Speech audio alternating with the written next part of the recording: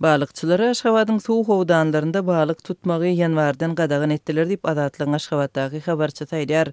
Onuň sözlerine görä hususanda gadagançylyk Aşgabatyň etegindäki gurtly sportiwne we Gökdepe suw howdanlaryna degişli.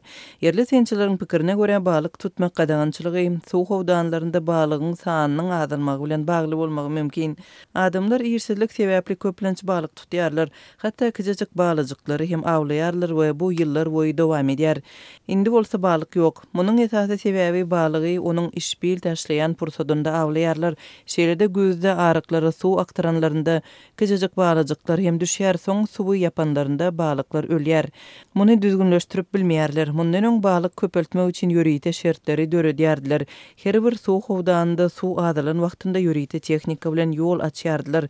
Kiçijek balyjyklary ýörite döredilen howdanlarda ýetişdirýärdiler diýip habarçymyz 28-nji ýanwarda habar berdi. Azatlyk radiosynyň Libapdaky habarçysy balyk tutmak gadagançylygynyň ýurdun gündogor böleginde de girdilenligini habar berýär. Onuň sözlerine görä gadagançylyk gazy ojakdaky suw howdanynda we Atamrad etrawyndaky Zeyt suw howdanyna degişli. Libapdaky suw howdanlarynda balyk tutmagy Aşgabatdan komissiýa gadagan etdi diýip habarçymyz 28-nji ýanwarda habar berdi. Azatlyk radiosyna bu arada resmi kommentariýa almak başartmady. Mundan öň Azatlygyň çeşmeleri Libap vilayatynyň emeli suw howdanlarynda balyk tutmak gadagançylygynyň 2013-nji ýylda 5 ýyllyk möhlet bilen girdilenligini habar berdi. Şeýle çäklendirmeler ýurdun beýleki regionlarynda hem bolupdy.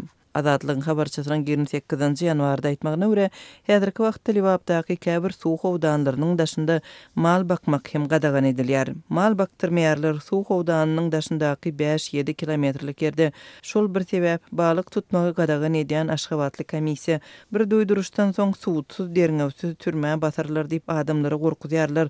Öň Zeyt suw howdanyna köp adam barýardy, diýenjalýardy, emma häzir ol ýere ören çäkli sanda goý berýärler diýip habarçymyz belledi. Türkmenistanda hususy balykçylyk giň ýaýran deňiz ýaka ýurt bolan Türkmenistanda derýalaryň, kölleriň we emeli howdanlaryň ençemeti bar.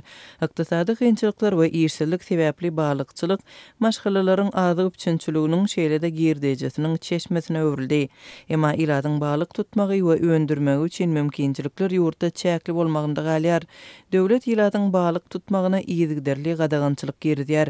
Munyň bilen bir wagtda brakonyerlik hem bekanun awçylyk ýaýraýar. Şu günler Azatlyň Aşgabatdaky habarçylary paýtagtyň sowdan okatlarynda satylýan balygyň görnüşleriniň ören ujypsyzdygyny, narklaryň bolsa ýokurdygyny aýdýarlar. Bu ýagdaý Aşgabatyň ýöritileşdirilen türkmen balyk sowda merkezine hem degişli.